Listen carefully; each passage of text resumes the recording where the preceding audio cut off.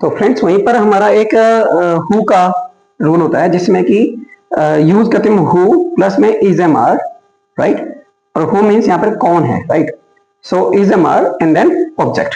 मैं भी आपको इनके एग्जांपल्स देता हूं, मैं पहले रूल लिख लूं एक बार। And then that is interrogative, negative में हम आ जाते हैं। So that is question word. पहले ये क्वेश्चन वर्ड है, माइंड यू कि अब के भी आप सोचो कि क्वेश्चन मार्क कहां से आ गया। This is not question mark, so this is a question word. And then we use is, am and are, and then subject, and then not, and then object, right? So अब हम एक sentence ले लेते हैं proper. तो एक sentence है इसका कि मैं अध्यापक नहीं हूं। अब नहीं हूं क्या हो जाएगा, आई am not a teacher, right? मैं अध्यापक नहीं हूं, ओके। फिर हम आते हैं इंटरोगेटिव में कि अब मैं कहता हूं हु एम आई, सॉरी, क्या मैं एक अध्यापक हूं, क्या मैं एक अध्यापक हूं।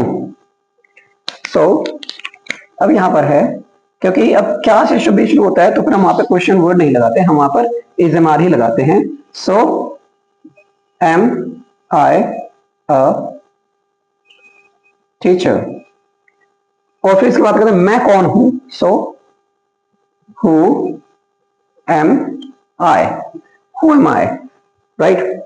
और अगर मैं यहां पर कहता हूं इसे इंटीग्रेट नेगेटिव में तो फिर लिखता हूं मैं क्या मैं एक अध्यापक नहीं हूं, right. So am I not a teacher. तो इस तरीके से आप देख रहे हैं कि ये हमारा बहुत ही सिंपल सा रूल है जो आई थिंक फर्स्ट क्लास से स्टार्ट कर दिया जाता है पढ़ाना। और लेकिन कभी ये नहीं बताया जाता कि ये प्रेजेंट फॉर्म पर ही बेस्ड है। It is also a part of present indefinite tense, right. So friends मैं चाहूंगा कि आप जो है इसे बहुत अच्छे से इसकी प्रैक्टिस कर लें, क्योंकि यहाँ पर फिर क्वेश्चन टैग्स भी आते हैं। यहाँ पर मैं एक आपको क्वेश्चन टैग बता देता हूं जो कि बहुत इंपॉर्टेंट होता है, खासतौर से बीए प्रोग्राम वगैरह में जहां पर कि आपको क्वेश्चन टैग अलग से बताए जाते हैं। सो अगर जैसे कि मैं कहता हूं कि मैं एक अध्यापक हूं, राइट। और लेकिन मैं इस सेंटेंस को पूछना चाहता हूं आपसे, नहीं हूं क्या, राइट। तो मैं एक अध्यापक हूं, नहीं हूं। तो जब मैं ऐसा बोलता नहीं हो, सो यहां पर अब क्या होगा इसका कि हम इसे यूज करते हैं आर यू नॉट, राइट। तो यहां पे क्या है कि आर यू नॉट, राइट, क्योंकि हम वहां पर पूरा सेंटेंस नहीं बोल रहे, इसी वजह से क्वेश्चन टैग से है, ठीक है। तो मैं इसे एक बार दोबारा से लिख देता हूं, आर यू नॉट, राइट। लेकिन अगर मुझे इसे बोलना हो, स्पोकन इंग्लिश में हो, और खास तौर से जब आप इंग्लैंड जाने की कोशिश कर रहे हो या ऑस्ट्रेलिया या फिर कनाडा और अमेरिका जाना चाहते हो, तो फिर आप कैसे बोलेंगे इसे, आप इसी सेंटेंस को बोलेंगे एंचा। तो एंट यू हो गया, या फिर हमने बोल दिया एंचा, राइट, एंचा। That means are you not, are you not means एंच यू बोल सकते हैं, एंड देन एंचा। अब ये एंचा क्यों आया फ्रेंड्स? एंचा इसलिए आया है क्योंकि इंग्लिश का एक रूल है, और वो रूल ये है कि जब भी कभी टी कोई भी वर्ड आएगा, कभी भी कोई वर्ड आएगा और उस वर्ड के जो एंडिंग लेटर है वो टी है, और इस टी के बाद आता है यू। क्या आता है फ्रेंड्स? यू। तो अब आपका जो ये टी यू है, इट बिकम्स श, like don't you to become don't cha, right? If अगर कहता है कि एंड शो तो बन जाएगा एंड शो। तो फ्रेंड्स मैं चाहता हूं आप इसे जल्दी से कॉपी कर लें, मैं साइड हो जाता हूं ताकि आप इसे कॉपी कर लें और जल्दी से उतारें प्लीज। सो फ्रेंड्स मुझे लगता है कि अब तक आपने इसे कॉपी कर लिया होगा, स्क्रीनशॉट ले लिया होगा, तो वह फिर से रिवीजन कर लेते हैं। फ्रेंड्स मैंने आपको बताया कि हम प्रेजेंट एग्रीड के फिफ्थ पार्ट को पढ़ने जा रहे हैं और इस फिफ्थ पार्ट में आपको समझ में आएगा कि हम जो इजमार अब तक पढ़ते चले आए हैं वो इसी रूल को फॉलो करता है, that is subject, present form the verb, is am are. और ये प्रेजेंट फॉर्म क्यों है, किस वजह से, ये मैंने आपको बताया कि there are three forms of the verb, the present form the verb, the past form of the verb and the past partial form of the verb. अब प्रेजेंट फॉर्म में हम बी को एज इट इज नहीं लिखते, हम B की जगह पे हम लिखते हैं is am are, right, is am are लिखते हैं प्रेजेंट टेंस में। In the past we use was were and then in the past form we use been. और ये जो बीन है ये कभी भी अकेले नहीं आता, ये हमेशा इसके साथ में एक हेल्पिंग वर्ब जरूर आएगी, तभी यूज होगा, अदरवाइज ये यूज ही नहीं होगा। सो अभी यहाँ पे हमने रूल लिख लिया, subject is am are and then object. Example है हमारे पास में, मैं एक अध्यापक हूं, so I am a teacher, I am a teacher, right. और नेगेटिव में हम यूज कर रहे हैं इसको नॉट को, सो रूल जाएगा subject is am are, subject is am are same है, बस ऑब्जेक्ट पहले नॉट आ जाएगा, so that is not and then object. Sentence हमने लिया अफर्मेटिव का ये, और अब नेगेटिव का है सेंटेंस, मैं अध्यापक नहीं हूं, so I am not a teacher.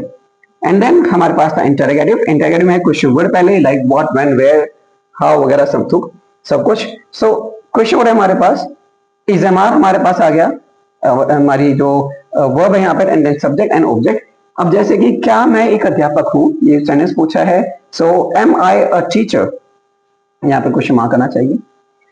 सो और फिर इसका जो एक एक्सेप्शन है कि जहां पर हम इंटरोगेटिव तो यूज करते हैं, ठीक है। और अब देखिए हु एक इंटरोगेटिव वर्ड है जो पूछता है, so who is am are and then object. जैसे कि यहाँ पर कौन हूं मैं या मैं कौन हूं, तो who am I, who are you, who is he, who is she, who are they, right, इस तरीके से, ठीक है। And then in the interrogative negative sentence we use question word again, is am are, subject, not and then object.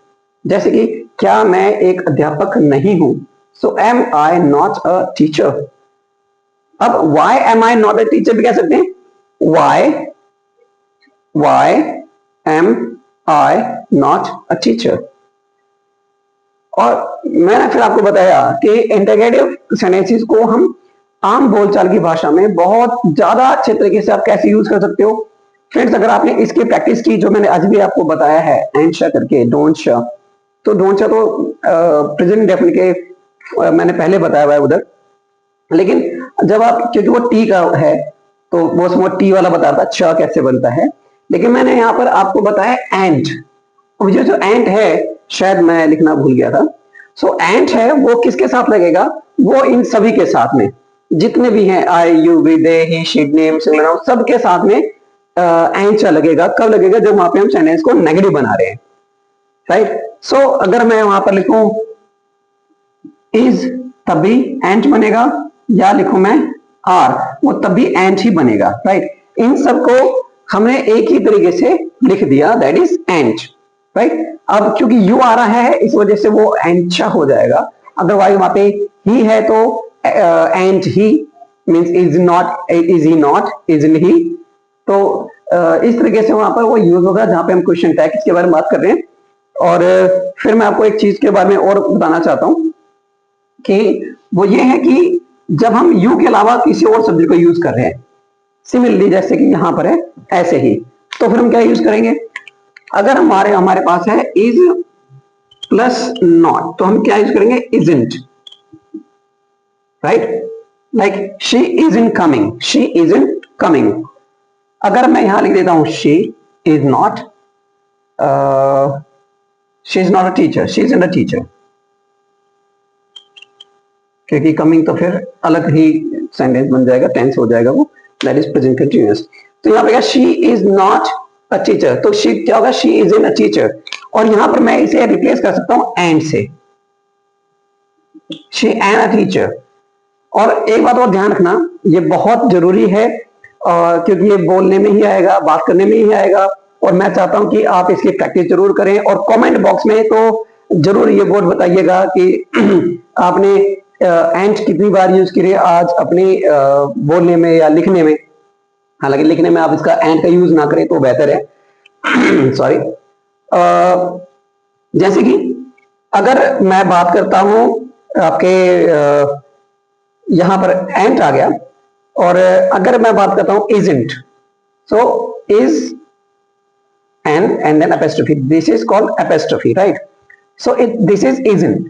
अब मैं ये जो बताना चाहता था कि जो isn't है इसको हम isn't क्यों नहीं पढ़ते, तो रूल ये है फ्रेंड्स कि जब भी कभी कोई भी वर्ड होगा जिसका n जो है, जो लेटर होगा वो n होगा, एंडिंग लेटर क्या होगा, n होगा, और अगर इसके बाद में t आ जाता है, अगर चलो एंडिंग ना हो, मीन्स कहीं पे भी टी आता है, किसी भी वर्ड के अंदर अगर टी आता है और उस टी से पहले, ठीक पहले एन आ जाता है, तो फिर हम क्या करते हैं, फिर हम टी को नहीं पढ़ते, राइट? हम किसका नहीं पढ़ते, हम टी को नहीं पढ़ते। इसी वजह से बन जाता है isn't, doesn't, doesn't, doesn't, isn't, isn't. Similarly entertainment को हम पढ़ेंगे, मैं एक एग्जांपल दे रहा हूं यहां पर,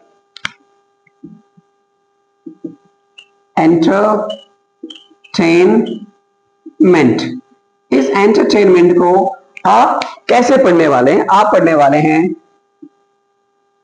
अब हमें टी हटा दिया, दैट इज एंटरटेनमेंट, राइट? तो यहां पर टी नहीं आएगा। सिमिलरली अगर हम बात करते हैं किसी और भी ऐसे लेटर की, ऐसे वर्ड की जहां पर कि एन के बाद टी आता है, जैसे कि डोंट, तो हम क्या बोलते हैं, don't, I don't know, I don't know की जो हम क्या बोलते हैं, I don't know, I don't know, इस तरीके से, राइट?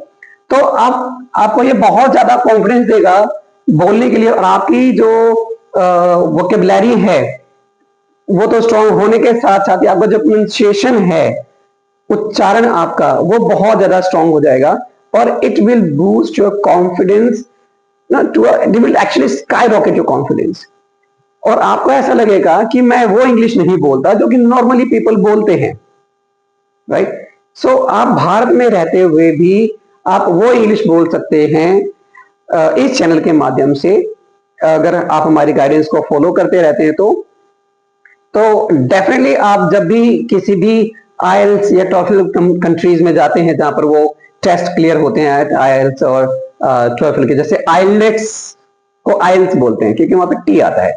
इसके बारे में बताऊंगा कि टी कभी आता है, इन नेक्स्ट वीडियोस में बताऊंगा जरूर कि टी साइलेंट और कब हो जाता है, राइट? तो फिलहाल हमने यहाँ पे फोकस किया है कि जब एन के बाद टी आएगा तो टी बोला नहीं जाएगा, just like isn't, doesn't, right, don't, entertainment, right? बहुत सारे ऐसे वर्ड्स हैं जहां पर कि एन के बाद टी आता है, तो आपको कमेंट बॉक्स में जरूर बताना है कि आपके दिमाग में कौन सा वो वर्ड आया जिसके एन के बाद में टी आ रहा है, वो टी आप बोल नहीं रहे, आप उसे प्रोनाउंस नहीं कर रहे हैं।